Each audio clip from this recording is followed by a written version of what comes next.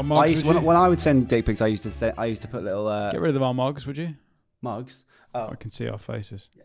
I would put like a little emoji on the bell end. Because I felt like it took the edge off, like a little clock on the knob. Or well, it depends if it's solicited or unsolicited. I'd never send them unsolicited. So someone's asked for a dick pic and you put a little to take the edge off.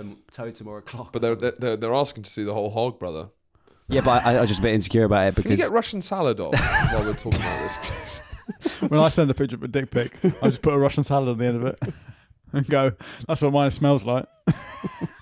My dick smells like Russian salad. Anyway, welcome back. Cold open, I reckon. Yeah. Welcome back to Film vs. History. My dick smells like Russian salad. This is part 2 of our biggest series yet. Epic. On the Russian Revolution, the long road to Gary Stevenson, the worst guy you know at a house party at 4 a.m. telling you about how to fix the world. Now, our last episode was a big sweeping pile of context. This episode, we are digging into the life and times of one of history's great characters. Rasputin. Rassclart Putin, the Jamaico-Russian monk. Yeah. It's alternative universe Putin, yeah, if he grew up in Kingston, Jamaica. Yeah, and he tries to seize St. Bart's. Rasputin is one of... this is one of the fun ones. Yes. This is probably my favourite bit of the revolution. Quite a unique historic figure, really. Yeah. I don't really know any bloke like him. He's one of those people where it's like, you're a new kind of bloke.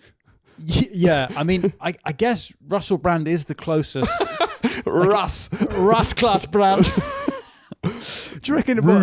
He should go into Rassel? He should go into court with one of those hats with the dreadlocks attached and go, "I'm not Russell Brand. My name is Rassclart Brand." Fair enough. Yeah, well, fair enough. Fair enough. It couldn't. Well, if you let us know if you find the real Russell Brand. Yeah, but we haven't found him anywhere. So all right, you're off. Sorry, Rassclart Brand.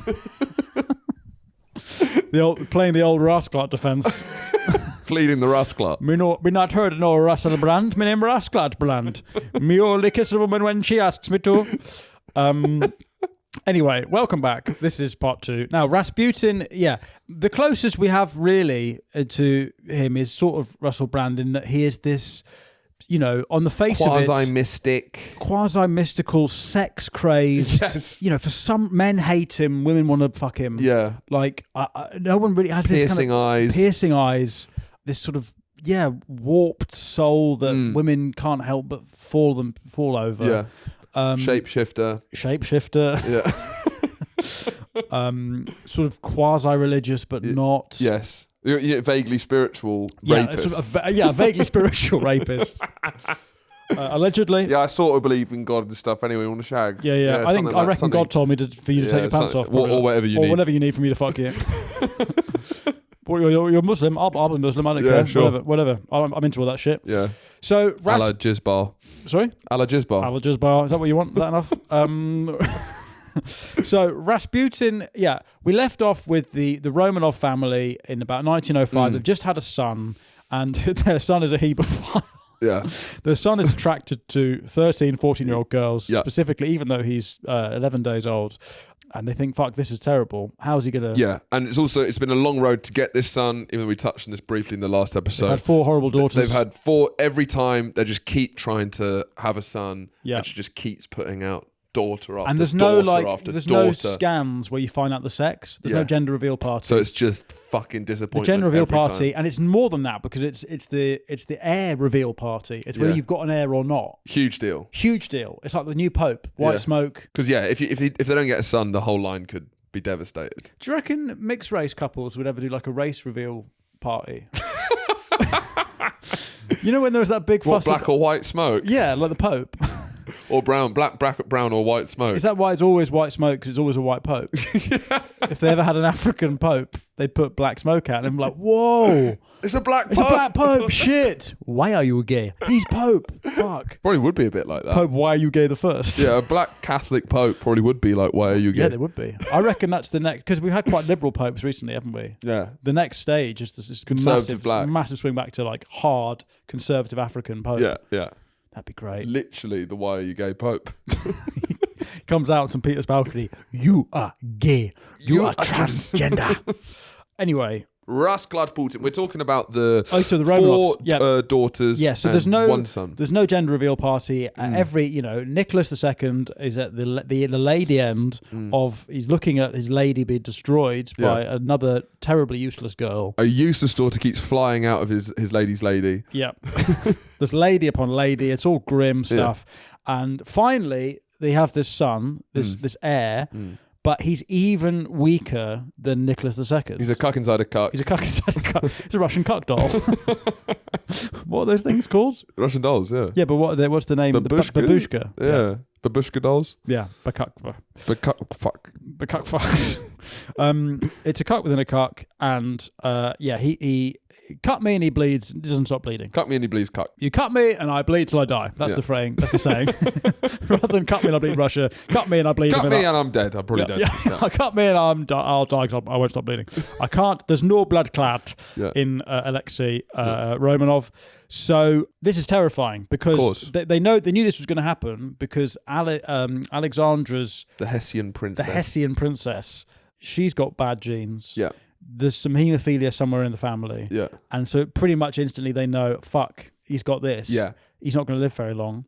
So they start looking around for anyone to help. And she's had 5 kids. She's I don't know. She goes kind of full white woman, would you argue, Alexandra? Yeah.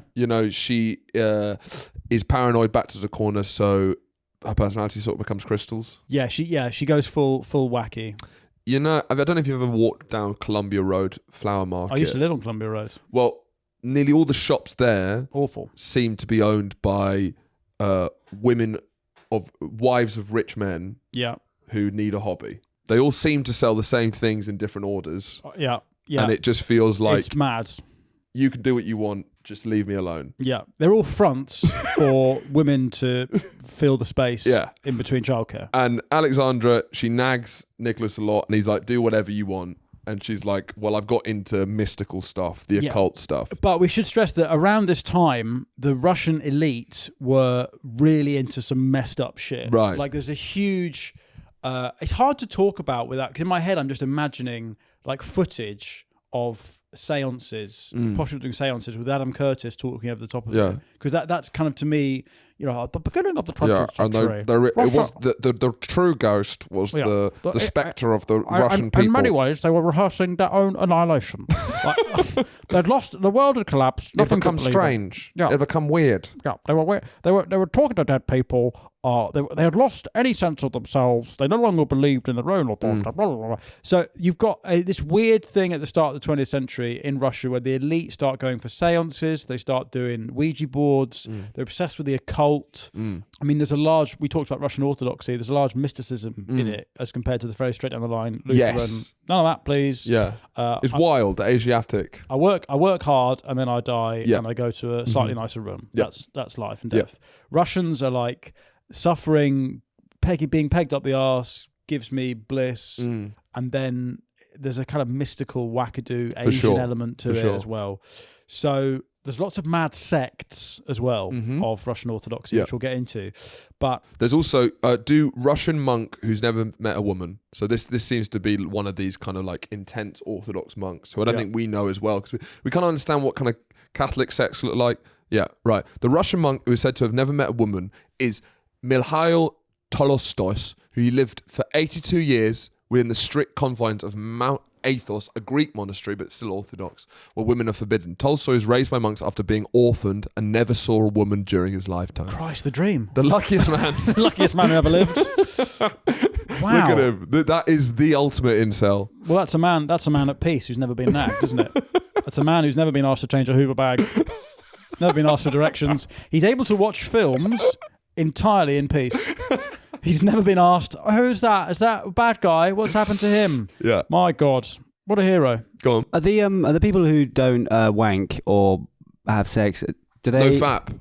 Yeah, no fappers. Are they leaking? Do they just explode and leak all the time? I think probably, yeah. I think... They're not all the time, but the wet dreams would be insane. You know how you talked about how your mum, was it your mum used to be a nurse? Yeah. And the worst thing was about a fecal guy vomiting or pink guy sock. pooing out their mouth. Yeah. Are you saying that a guy who doesn't wank can just sort of just comes out of his mouth? He gets rushed into A&E and then Chissing out of his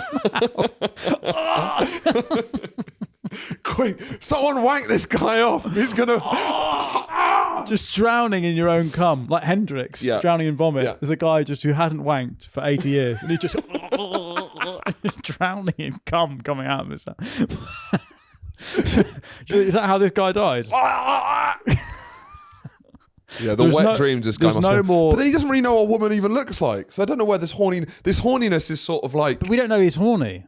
He's in this. He's horny. He's definitely horny. What do you mean? What do you mean he's definitely horny? He's never met a woman. Yeah, but it doesn't have to be. He could just look at a nice, could've- another monk or like a. He could have been gay. Exactly. Also, drippiest robes as far as Christian sects go.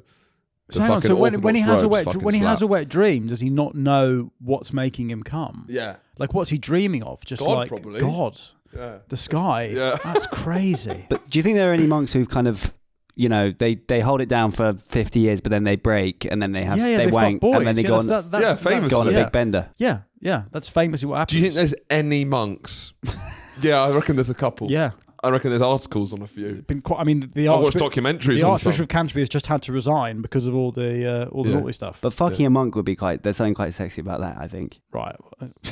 What slapping their bald head? You just finally get them. Grabbing onto the hair bit. What you mean? Like it's a handle of a pasty. Spit on the ball patch. In the same way that like men want to take girls' virginities, you want to take a monk's. Yeah, so the monk would be like, we shouldn't, it's so sinful. Yeah. And like that feeling You want to be the boy that corrupts the monk. But to be fair, fucking a monk from behind, the ridge is like a pasty ridge that you can hold. Do you know what I mean? And just holding that little fuck handle. Like that would be great. What, with his hair? Yeah. Just holding it up. Like or holding that bit up. Yeah. The ring of the Or you make it a bunt like that. Yeah. And you want to spit on his bald patch. They'd be so ashamed afterwards as well. They would be so ashamed. Yeah, because you'd ruin their life. Yeah. You'd collapse their life. Well, you're kind of saying when you rape a monk that they feel ashamed afterwards. I don't know if that's... No, you don't rape them. They want it, but then afterwards they feel bad. Now you sound like Russell Brand. No, they wanted it. Right, anyway. So there's a huge turn at the start of the 20th century towards mysticism. And so my point is that Alexandria looking for mystics is not in a vacuum. No. This is kind of part of the Russian elite. And there is a man born. He's born out in the wilds in Siberia. Pokrovsky, Siberia. Pokrovskoye. Deep Siberia. Now, do you know what Siberia is? What do you think Siberia is, Charlie? Mountains. No, but what do you think it is as an entity? Just like a kind of county. Yeah, that's what I mean. Because I thought Siberia was a region, but it's kind of basically like the Wild West. Yeah. Worcester. Because the Wild West Worcester, is... you're saying our equivalent. If you're naughty, you get sent to Worcester. Yeah. I think Worcester's lovely. No, it's Siberia. I don't think so. I think Siberia's like Lincolnshire. My point is, Siberia is not a county. It's 2/3 of Russia, right? Yeah. In the same way the Wild West is everything west of the Mississippi. Yeah. It's more of like an expanse. So Siberia, I think, is east of the Urals, right? So it's just everything, all of wild Russia is Siberia. It's not a place. Yeah, it's more of a concept, right? The cities stop. Yes. Yeah. So it's most of Russia is Siberia. Yeah. It's not like this one region. So Rasputin is born in Siberia, illiterate peasant, and quite early on, people start to. He is I think his mum, and this is classic Russian stuff. Right. My mum's love Russians love suffering. His mum has 7 children. Right. All of them die in infancy or in childbirth. Rasputin is the first one to not. Right. And she's obviously like, oh fuck, he's lived. I was loving it when all my kids were dying. I never felt more alive than when every kid I had, 7 out of 7 were dead. And now I've been cursed with a son who's lived past 3. Brilliant. Christ. Well, he's going to have a terrible time. I might as well kill myself to feel anything. They love suffering. And so Rasputin is the first one who lives. And so people quite early on in his village... are like, this guy is the prodigal son. Who's this guy? He's 5. He's 5. What devil incarnate is this? He's illiterate, obviously. Everyone's in this village. There's only a tavern and a church. That's the only thing, and the rest is just 15 huts. He gets suspected early on of being a horse thief. He loves nicking horses. He's sort of also he communes with horses. I think he's got early brushes with religious visions, which is kind of he's a con man sort of. He's Russell Brand. You're right. Yeah, he is. I mean, he is Russell Brand. But which, by the way, Russell Brand recently. It's amazing. His grift is just getting. He is an artist. Brand's grift. Yeah, he's recently been on his Rumble thing, and after all the shit he said, he's now did a 2-minute spoken ad for coffee, that anti-aging coffee. Right. that's called 1776. So it's like alpha, independent, conservative, anti-aging coffee. Right. So it's wackadoo biohacking that's also built into conservative Republican Declaration of Independence, and he's shifting that's that. fucking mad. Along with his amulets that protect you from airport Wi-Fi So you've got that cost 300 conservative quid. biohacking. Yeah, because I guess like oil of Olay is quite wet, isn't it? Yeah. And like anti-aging cream. But that's normally seen as hippie. That's what I mean. And now so it's got he's made it conservative. 1776. Man, anti-aging. It's fucking bonkers. Calling anti-aging cream after a year that's very old. Coffee. It's coffee. It's coffee, but it's in... Which is even weirder. I don't understand this at all. Yeah. Look like you're from 1776. You're going to look fucked. You drink this, you're going to look fucking old. Bizarre. Anyway, so Rasputin marries at 19, becomes a dad. Yeah. That's not the defining point of his life. Yeah. He starts to get the sense that maybe he doesn't want to be a stay-at-home dad, doesn't want to look after his kids. Yeah. So he says, God's quite convenient. I'm going to become religious. And he starts becoming this sort of wandering religious figure called a Stranek pilgrim, where you sort of wander around.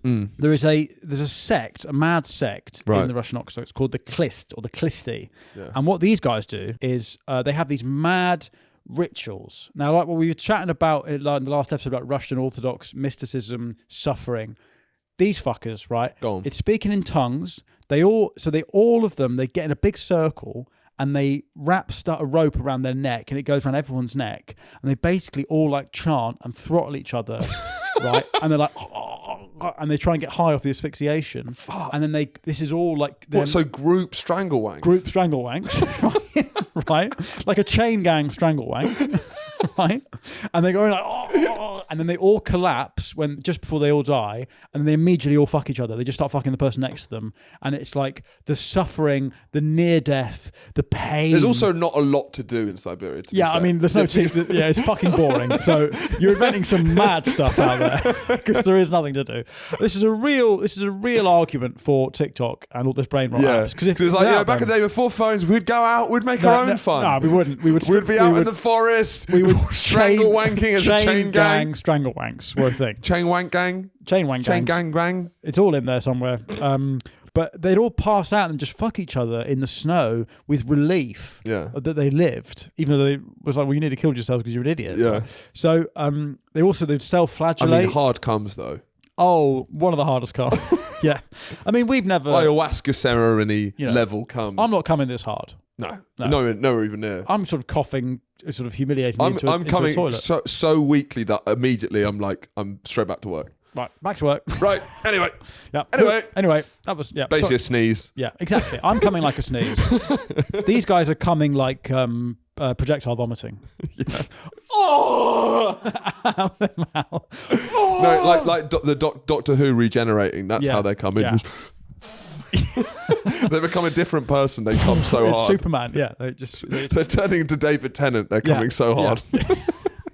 But they'd self-flagellate, which is whipping themselves. This is how they're coming. Oh, yeah. Right, yeah. Yeah, so Charlie's got up the Raiders of the Lost Ark scene. This is how they're coming. This is how they're coming. Yeah. They explode. Yeah, that's how they're coming. It's some pretty hard comes. To be fair, if I was in deep Siberia with a load of peasants and serfs, I bet I could convince them of quite a lot of stuff. Yeah. Do you know what I mean? Hey, guys, I found a really long rope. I've got an idea. Why don't we all tie this around each other's necks and fuck each other? All right. Yeah. Oh, sounds good. What else are you doing today? I don't know. Looking for bread? Yeah, exactly. Yeah, there's fuck all to do. So, you got anything else on? No. Are you going to do the Are you going to the fuck chain gang? The chain gang fuck thing? No, instead I'm going to sit at home and look at a wall. Yeah, I don't really know. It sounds like instead I'm going to shiver in this hut on my own. It sounds like a good way to stay warm, if nothing else, doesn't it? It's fucking freezing out here. So he's a Klisti, so he's into some mad stuff, right? Yeah. So Rasputin meets this guy while he's wandering around called Makary. Look at this photo. Look at these guys. So Rasputin's on the right.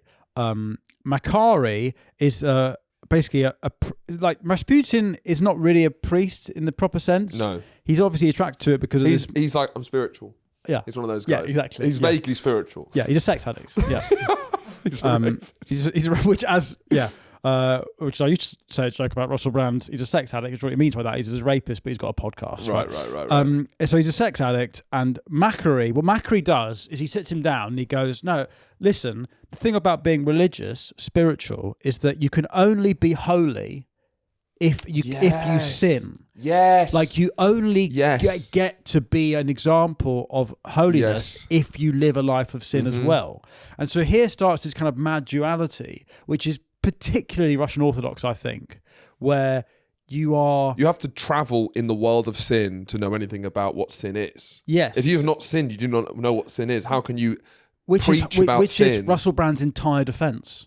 Yeah. Like he comes out and he says, "No, I have sinned. I'm a dirty, filthy sinner. I was never a rapist, but I've sinned. Of course I have. Yeah. You know that. I had sex with women who didn't want to have sex with me. I'm a sinner, of course. I'm not a rapist. But that's his whole. He's to be fair to Russell Brand, I don't know anyone who's defended themselves in court by building a world. Yeah. Like he's built this whole other universe that's his new reality. Yeah. That is going to be it's quite interesting to see whether the legal system can punch through that. I mean, it probably can. Yeah, that's why it's there. But so Makary convinces Rasputin that you can be a priest because you can still fucking bang rocks, man. You can still do it because then you can tell people to not do that, and you can keep doing it because you keep having to realize how bad it is. But then if someone was kept on fucking and sucking and kept being like, no, you wouldn't like this, that would piss me off. That's it's his just argument. like a guy with an orgy who's strangling himself. This is terrible. This is really bad. This is sin. Yeah, I'm just experimenting this to make sure it's not. Yeah. It's basically like, just saying, let me just taste if that's any good. Yeah. And you've eaten your whole pudding, then you don't want that. You don't want it. You hate it. So it's not like checking for poison. Yeah, it's that. But instead, it's with taking orgies. for a good time. Yeah, it's brilliant. You'd hate it. You'd hate this. No, it's not for you. So then when he realises, Makary kind of unlocks that in his head and he realises he can still be a naughty fuck boy and be convincingly a priest. So he starts to enter the Tsar's court in the early 20th century. So he arrives in St. Petersburg in 1903, starts to gain traction with the clergy and an aristocracy that are looking for wild sex freaks. Well, yeah, because but that's often it spices things up. Things get stale. You want something. Yeah, spices it's up. It's the decadence at the end of 300 years of Romanov rule, right? So he meets these Montenegrin princesses called the Black Crows. They were white. They just had big noses. Right. Beaks. They're big old hooters, and one of them knows the Tsarina. Anyway, yes. So he gets, and he's got a real attraction to power. Yeah. And like ambitions to and he has a real influence over people. He has a true charisma, deep piercing eyes. And what doesn't come in the photos, every photo he looks terrifyingly intense. You get some more photos up of him. He looks literally like a devil, but something to know about him is he had a great time. He had a good laugh. He was funny. He was charming. He might look intense in photos. That's just his photo face. Well, apparently he was actually very funny. And like good time, sociable, but you never saw this in his photos. Yeah, I guess it's early photography, isn't it? When everyone looked boring, and that's quite a fun one there where he's doing that. But he had this awful, horrible, lanky beard. He'd eat with his hands. Huge man, big guy. He'd eat with his hands. He'd always have food in his beard. Right. Apparently, he smelt like a goat. And apparently men always used to say, like, this guy fucking stinks. And women, they used to be like, I want to fuck that guy. Real man. Like, they could smell, the smell of the man would drive them wild. Like, he's giving off pheromones. Only women are picking up. Men are being like, that guy, can you get that tramp out of it? And women are just like, oh, yeah. Women just want to suck and fuck him. Yeah. Because the horrible musk he emits just fucking... He's like an animal. Sends their ovaries on fire. Right. So... women in the elite women, the court, they're all loving him, and he introduced to Tsar Nicholas II and Alexandra just after Bloody Sunday, which is Bloody now what Sunday. We ended with. Bloody Sunday. Do you want to pick up where we left off with Bloody Sunday? On Bloody Sunday, yeah. Yes. So Bloody Sunday, it was a massacre from a peaceful protest, and it kind of severs the myth that of the Tsar as the little father. Yeah. As the kind of like protector of the people. Farty!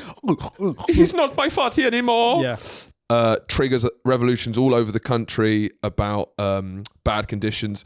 Because this revolution is going through the country, naturally forms these kind of local councils of workers coming together and speaking and trying to have some sort of representation. And those are called, in Russian, Soviet means meeting. Yeah. And so the word Soviet comes from that, basically. Union of Meetings. That's it. Christ, what a fucking boring country.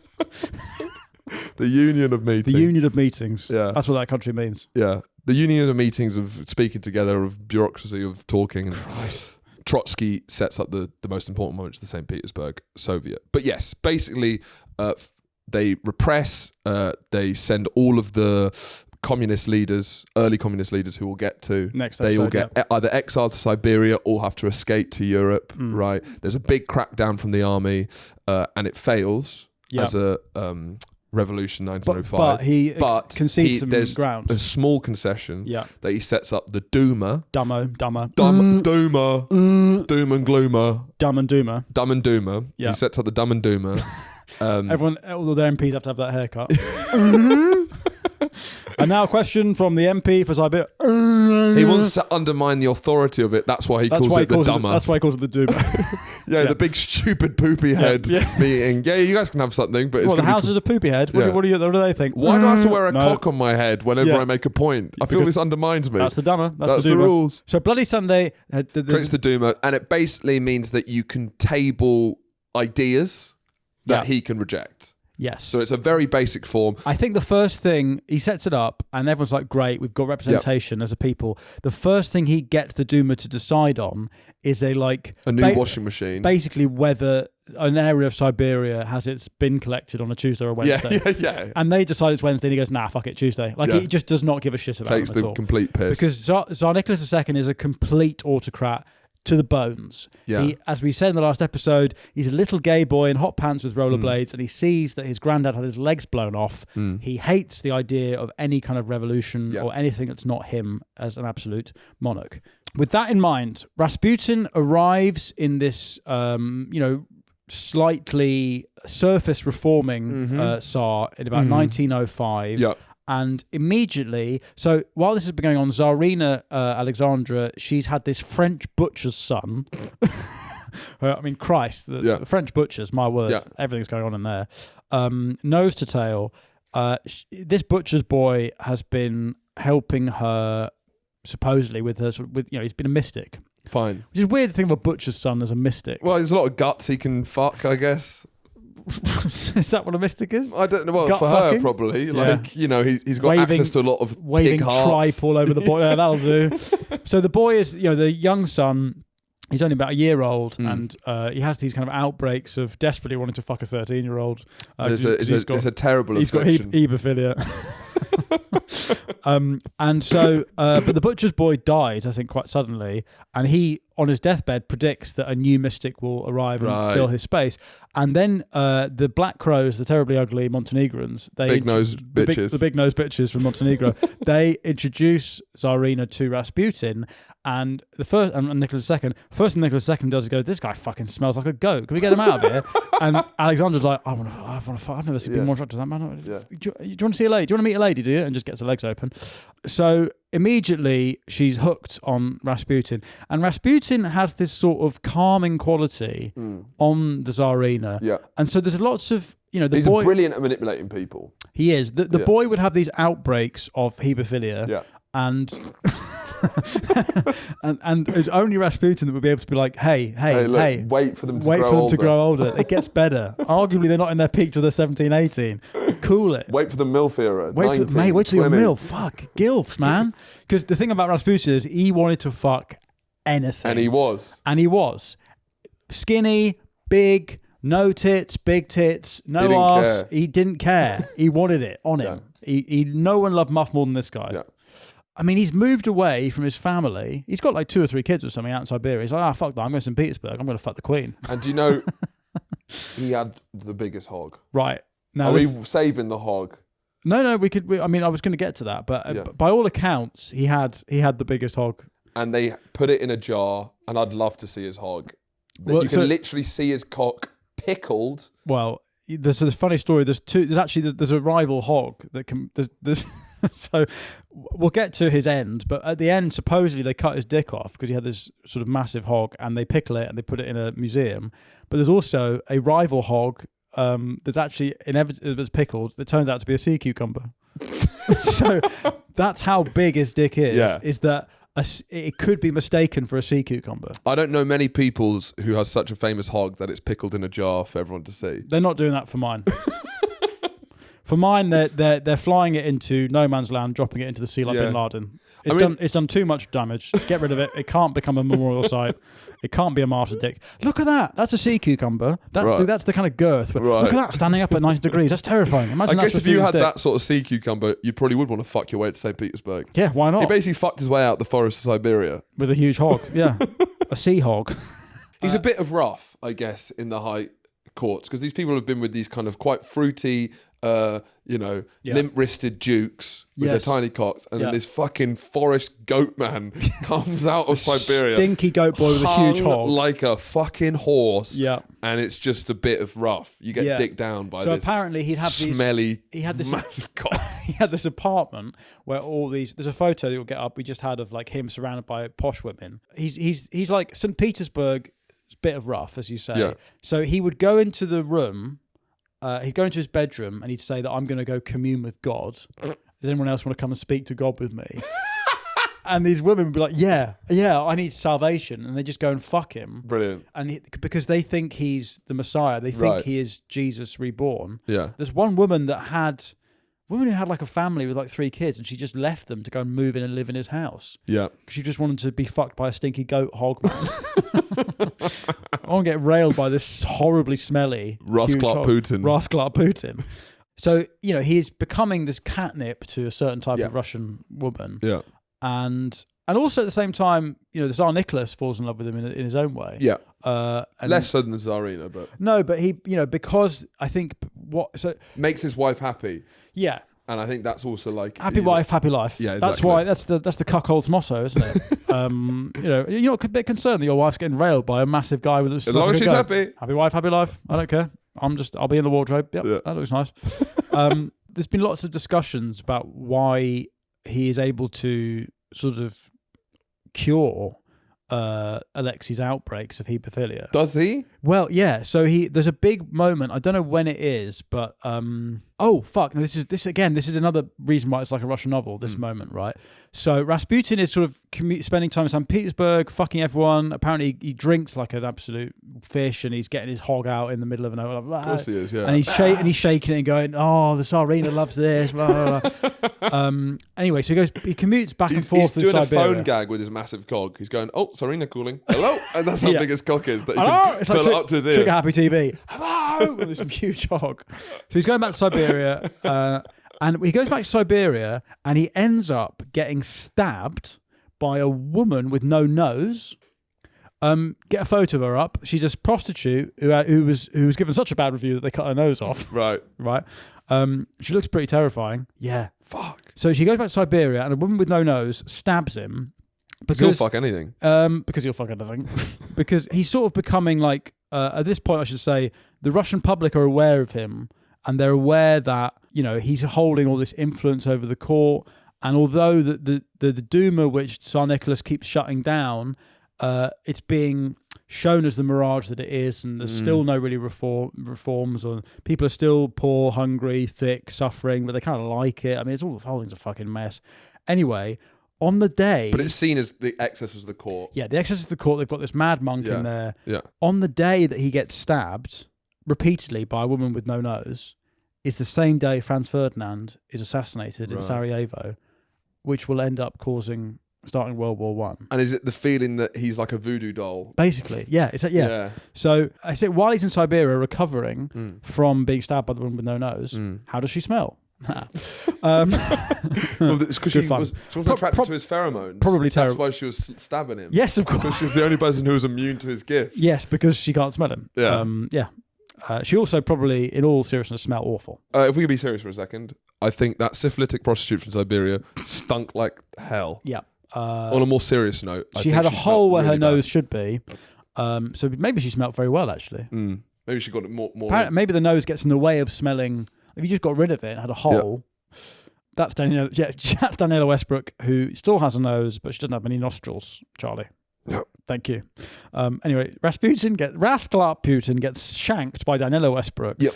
While he is recovering in Siberia in a hospital, Alexei has a massive outbreak of hebophilia. He's really horny. He wants to fuck any 13-year-old. And the Tsarina's going mad. Like, it's a near-death experience. The Tsarina's going absolutely mad. Right. And she calls for Rasputin, and Rasputin sends her a telegram saying, calm down, it's not his time, everything's going to be fine. And Pussy glad. Everything gonna be irie. He says everything going to be irie. Pussy glad. And this calms the Tsarina. Yeah. And everyone thinks that the reason he could actually, he did actually help the boy is that the miracle drug at the time was aspirin. Right. But aspirin's the worst thing you can take for haemophilia because it's a blood thinner. Fine. So he says, let the doctors leave him alone, leave him be, just calm down, he's going to be fine. So they think that maybe plying him with drugs that were actually worse for him. Yeah. Right. And actually that they think a large part of it was psychosomatic, and that the fact that he calmed the mother meant the boy could stay calm. Right. And like, apparently, if you're bleeding a lot, if you calm down, have a cup of tea, you're fine. Fine. I don't know if I can know, I'm not a scientist. Anyway, Rasputin desperately doesn't think Russia should join World War I, and he warns against the Tsar going to war. But the Tsar, he thinks this is his moment, and he thinks this is a great time. So he, I think also he's like... It's an imperial game, and he wants to get involved. Is he William II's cousin? Is he Wilhelm? And also he looks identical to the British king as well. Well, they're related, aren't they? Or his wife is. So they're all related. They're all related, anyway. Yeah. The big incest gangbangs, it's gone too far. World War I, to be honest, is... I don't know if you have cousins who have family fights in the comments on Facebook, but I certainly do. Right. I have a whole side of my family who... They will just get into huge public fights. Right. One will post a status about the other one being a snake, and they'll just comment. Yeah. That's kind of what World War I was. Yeah. With all of Queen Victoria's grandchildren squabbling. You're a fucking snake. Well, you don't even know you're fucking born. That sort of stuff. So Russia joins World War I, and it starts going badly pretty quickly, and they start losing millions of men. Well, they're not... the Germans are the most modern army in the world. Yeah. And Russia have modernised a bit, but are not at all built to deal with machine gun they're ill-equipped, they're not trained. Yeah. They lost to the Japanese, for Christ's sakes. So at some point, Nicholas II decides, I think in 1915, to take control of the armed forces himself. Yes. Because that's how much of a... Well, he also thinks he'll boost morale, so he gets to the front line, but he's not charismatic and he's not built for that sort of stuff at all. He's boring, he's sad, he's weak. He just makes everyone even more depressed. They go, we're fine for this cunt. Yeah, fuck. And he's got terrible military leadership. Yeah, he doesn't know anything. It appoints terrible people. And also Rasputin, even though he was against the war, he's so much in the ear of the Tsarina and the Tsar that he's helping getting military appointments. Well, so this is where he really comes into. He comes back to St. Petersburg, and in the absence of Tsar Nicholas II, the Tsarina basically starts running Russia, but she's thick as shit. She's thick as shit. And annoying.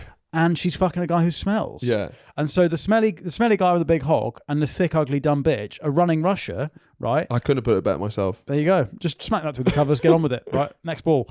And so suddenly they have something like they're constant. I don't know how many.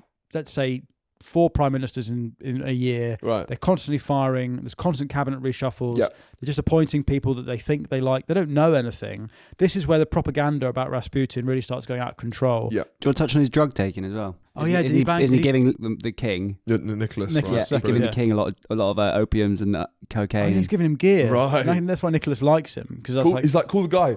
Yeah. Telegram the guy. Where's the smelly guy? Yeah. I want some more of that smelly guy stuff. So he's giving him gear. He's probably boning his wife. Yeah. But Nicholas loves it because he's a cock. Yeah. A lot of sickos in the court at the moment. Yeah. And then Rasputin's like, hey, if you got any long ropes in this house? Do you want to see something fun? You want to have a really good time? You want a really good time? Let's get all your mates together and stuff. So there's a big belief from the Russian public that he's a German spy because things are going so terribly. Right. The war's going back. The war's very unpopular instantly because they have even less bread. And they didn't have much bread to begin with. No, but they're obsessed with bread, these people. They're always going about bread. Expand your diet. I guess it's the only thing that's not cabbage or beetroot. Right. I mean, it's really grim. So the faith in the monarchy, which was already bad, pretty much the bottom falls out of it, and then Right. Rasputin tries to fuck that. Obviously. Right. So this is where it gets really, really juicy. Right. In 1916, there's a lot of elite, a lot of other people in the Russian aristocracy that think Rasputin is the problem, and we need to get rid of him in order to save the Tsar. I mean, they're partially right. They're partially right. To be The fair. problem is Nicholas, really, and the whole institution. Yeah. But anyway, so there's a guy called Prince Yusopov, Right. who's the Tsarina's nephew. So he's related to Queen Victoria as well. Right. He had been to Oxford, been to the Bullingdon Club. He starts a plot to kill Rasputin. Right. And the way he does this, the way he tricks Rasputin into meeting him, is he says, I'm bisexual. I think he is bisexual. Right. And his wife's a bit of a goer as well. And I want you to Just come. tell me a time. I'll be there. I want you to come fuck my wife, and I want to see how big your hog is. Brilliant. Midnight, all right? Yeah. Fine. So Rasputin goes to his house, and what he does is he makes it look like a big party scene Yeah. downstairs in the basement. Yeah. Basically, like he's dressing a set for a play. Yeah. Almost like immersive theatre, right? Yeah, When you go yeah. in and check all the It's Punch drawers. Drunk. Yeah, it's Punch Drunk. So he lays out these cakes that are laced with cyanide, and then Madeira wine that's laced with cyanide. I mean, Madeira wine and cakes is quite rich, isn't it? Yeah. What are you saying? But it should be beers and crisps. Laced with cyanide. Like if they're trying to get me and it's cakes with and Madeira wine, I'm like, that's a bit much. Well, I guess he probably hasn't planned many assassinations, and he's getting a bit dastardly with it. He's basing it off novels he's read. It's more like the wine and the cake, and also apparently the British Secret Service planned this with him. right. Apparently, Interesting. Anthony Bevo thinks Bevo. Anthony Bevo thinks the British Secret Service were involved in killing Rasputin. Oh, okay. Well, if Bevo says, You know the rules. yeah. So he eats the cakes. He's like a 10-year-old Finn Taylor with a tray of mince pies. He scoffs the cakes, He's licking their lips. the icing off the cake. Yeah. Oh! He downs the Madeira wine. Whole bottle of it. I mean, Madeira wine is nice on its own, Yeah. but with cakes. Anyway, scoffs that. Belches. And then he's like, what's next? Come on. When we fucking? I want to fuck Right. now. I've had my wine, I've had my cakes, I want to fuck. Brilliant. The guys are like... They're staring at him. Is there any even flicker of... Are you feeling all right? Yeah. You sure you want to fuck my wife? And he's like, yeah. You think I smell bad? Wait till I show you this.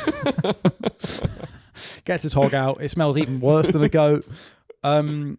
So then what they do is they go, hey, do you know what? I've got this massive jeweled crucifix you'll probably like because you're a priest, remember? He's like, am I? Oh, yeah, fuck, I'm a priest. Yeah, whatever. All right.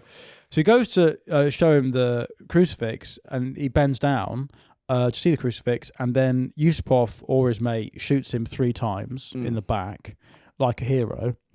By the way, to cover up the sounds of the assassinations, during this, they've got a gramophone. That's right. Playing Yankee Doodle Dandy. Top of the hit parade in 1916. Which does just set the scene brilliantly. Get the YouTube video up and just skip ahead. So this is playing. Yeah.